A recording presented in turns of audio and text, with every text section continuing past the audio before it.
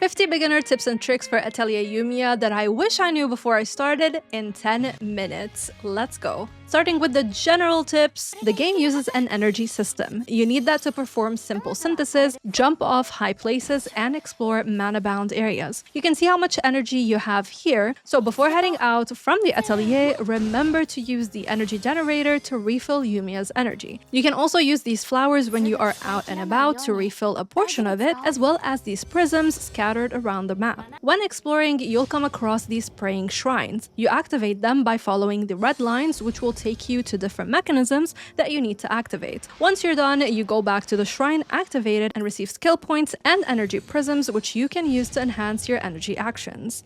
You can use pins on the map to remember places you'd like to visit again using different legends. Complete random quests. These start up randomly when you are exploring the world, and they will reward you for your efforts. Similar to those, you also have side quests, which you can pick up, complete, and report back to its quest giver to get rewards. Gather everything you see. There are plenty of resources you need for alchemy, so make sure to stock up. If you come across these seal mechanisms, defeat the enemy protecting it and you'll get a reward. Sometimes these mechanisms have a puzzle to solve first, so always look around. Up, down, left, right, center. Look everywhere, and remember, you can double jump on walls, you can shoot down ladders, you can push obstacles, you can pass through tight spaces to fully explore an area. So don't be intimidated by a large area. Try to see if there is anything around you that can be interacted with. Talk to these little creatures called Albur. They have a paw icon on the minimap, and they usually give you an item in return. To make exploration easier and to see like a better view of what's around you, you can zoom in and out from Yumia by using the up and down buttons on your D-pad. Put some effort into your pioneering effort.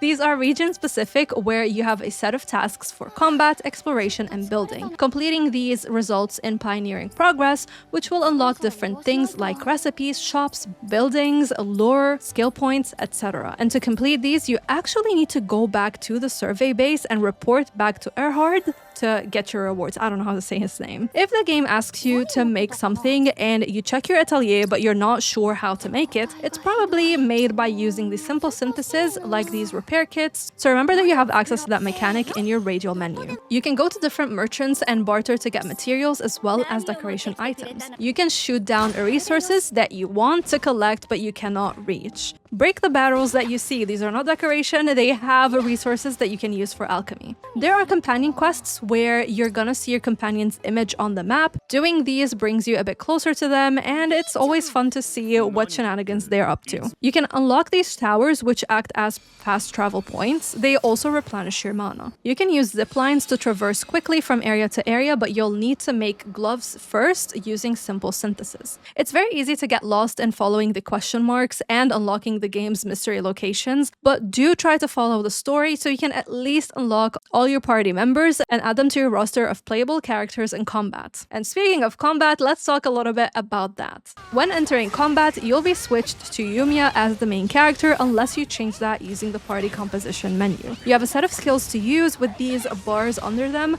Once you use up all bars, the skill will go into cooldown for a few seconds. To protect yourself against attacks, you use L2 to be in a defensive stance, that is if you're using a PlayStation pad, and guarding at the right time will give you a precision attack to reduce the damage taken. You can also move around using the L stick to evade and nullify an enemy's attack. Enemies can also sometimes use AoE attacks on you, so you need to move around the battlefield and make sure you are in a spot that is safe and away from the orange area. You can change between the inner and outer range of combat by clicking the up and down buttons on your D-pad, which will also give you different skills to use. Enemies can be stunned when this number above their head drops to 0, and that makes them a lot weaker and easier to put down. You can change the tools you are using in combat to exploit enemy weaknesses. By the way, you can also change how your party members behave when you are not controlling them using this menu.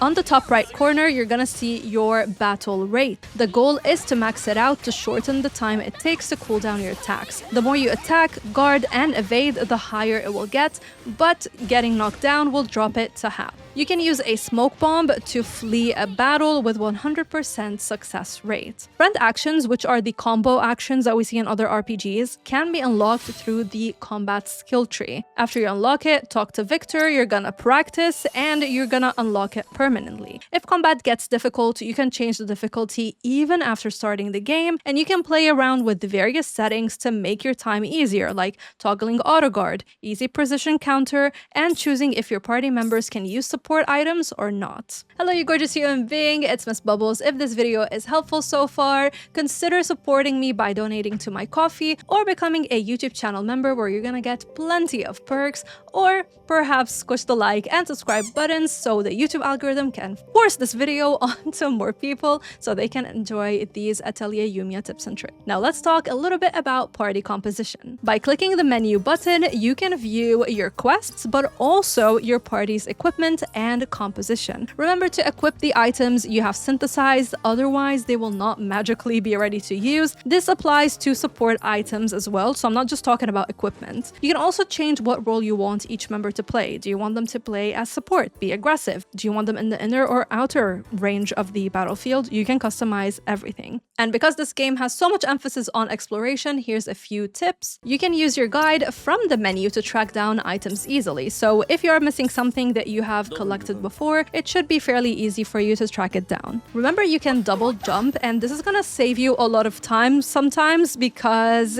you don't want to be taking the long route to get to places. So sometimes just double jumping, finding a place to rest, and then double jumping again will do you wonders. There are some fierce monsters that are stronger and bigger than other monsters.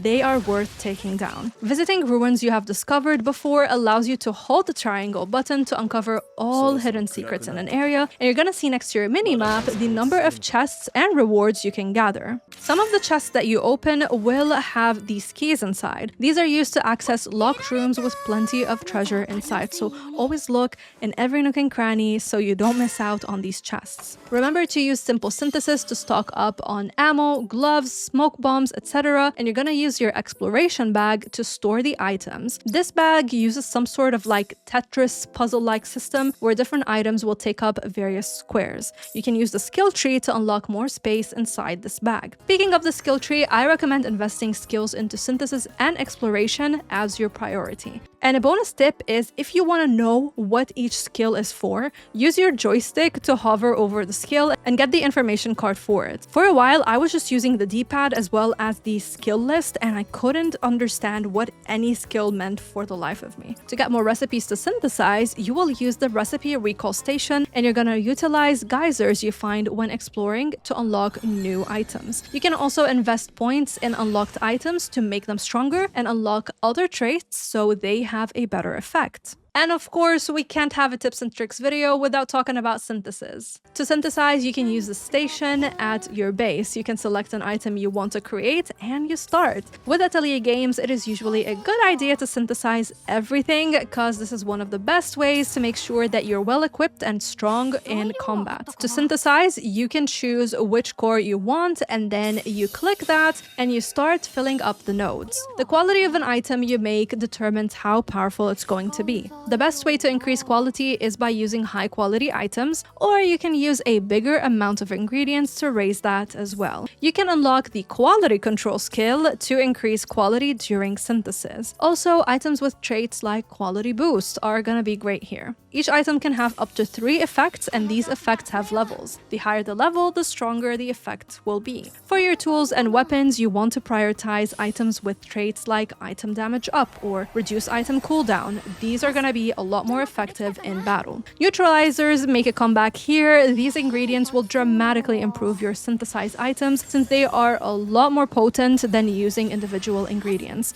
You can make neutralizers by using the recipe and using regular ingredients. Some items will have specific imbued elements. By matching the element slot with an ingredient that has that same element, you will grant yourself a much stronger elemental effect. If all else fails, the game provides you with guided synthesis and it will help you choose the right items by highlighting which ingredients to use. If that fails, you can even let the game do things for you automatically. You choose what you want it to focus on, be it the quality, effect, if you wanted to use bare minimum items, or you can even manually choose what you wanted to prioritize. You can also save synthesis so it's easier for you to make later. And bonus tip, you can pet the dog, the cat, and the deer, etc. If you're unsure if Atelier Yumia is gonna be the game for you, watch this video. I cover everything that you need to know before you buy it. Thank you to my YouTube and Patreon bubblies who make videos like this possible. And a shout out goes to the Game Dimension, Jake Logan, and Will for going the extra mile. Until next time, stay bubbly.